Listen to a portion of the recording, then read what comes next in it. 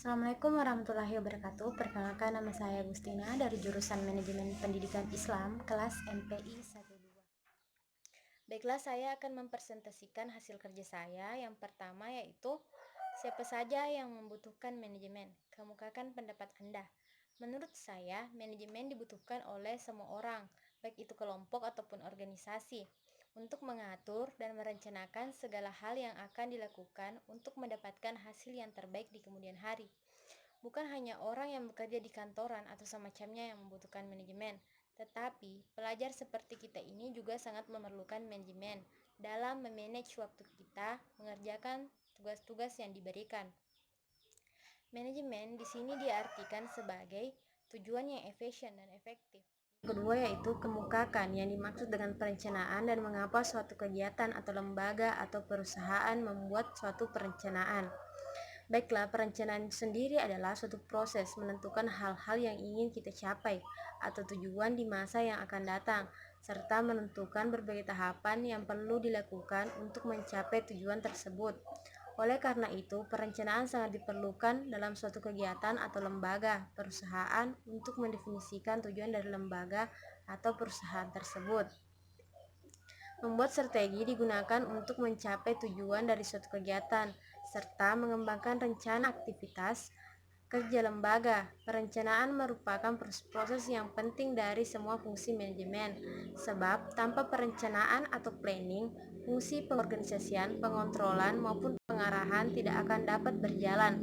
Maka dari itu, perencanaan sangat dibutuhkan dalam suatu kegiatan. Baiklah, pertanyaan ketiga, kemukakan alasan utama diperlukan manajemen dalam suatu organisasi atau perusahaan, yakni alasan utama untuk memudahkan pencapaian tujuan, baik tujuan organisasi maupun tujuan individu. Manajemen dibutuhkan untuk mencapai tujuan organisasi dan juga tujuan individu dalam organisasi tersebut.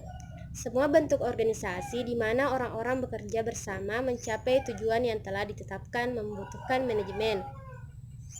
Manajemen diperlukan organisasi agar usaha pencapaian tujuan menjadi lebih mudah.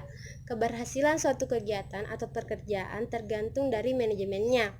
Pekerjaan itu akan berhasil apabila manajemen baik dan teratur, di mana manajemen itu sendiri merupakan suatu perangkat dengan melakukan proses tertentu dari fungsi yang terkait. Maksudnya adalah seperangkat tahap kegiatan mulai awal melakukan kegiatan atau pekerjaan sampai akhir tercapainya tujuan kegiatan atau pekerjaan. Baiklah, pertanyaan nomor 4 yaitu kemukakan dua pendapat ahli manajemen tentang apa saja fungsi-fungsi manajemen. Dari dua pendapat tersebut, pilih salah satunya yang menurut Anda sesuai dengan fungsi manajemen pendidikan dan berikan alasan. Ahli pertama yaitu menurut Henry Fayol, ada 5 fungsi utama ilmu manajemen yang meliputi merancang, mengorganisir, memerintah, mengordinasi, dan mengendalikan. Yang kedua yaitu menurut George Terry, ada 4 yaitu planning, organizing, actuating, dan controlling. Dalam sebuah manajemen pendidikan, saya lebih memilih fungsi manajemen menurut Henry Fayol.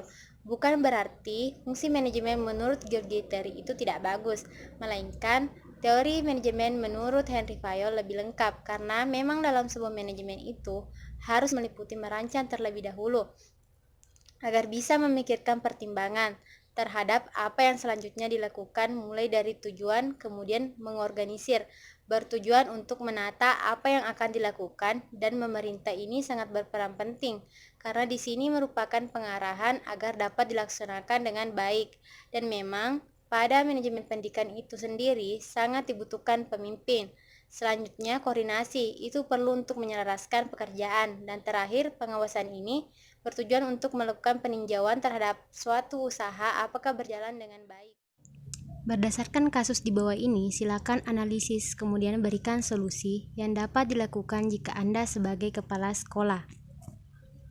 Baiklah, menurut analisis saya mengenai kasus tersebut, para guru mengeluhkan kurikulum dalam proses belajar mengajar dan beberapa penyebab kesulitan dalam proses belajar mengajar lainnya, seperti kualitas staf pengajaran yang rendah, suasana kelas yang tidak kondusif, minimnya media pembelajaran, dan metode pengajaran yang tidak sesuai, dan banyaknya tindakan indisipliner baik dari staf atau siswa.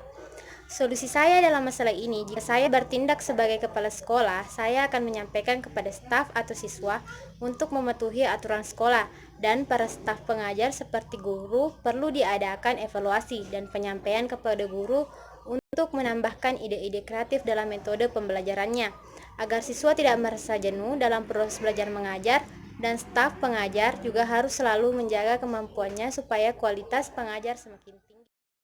Sekian, Assalamualaikum warahmatullahi wabarakatuh.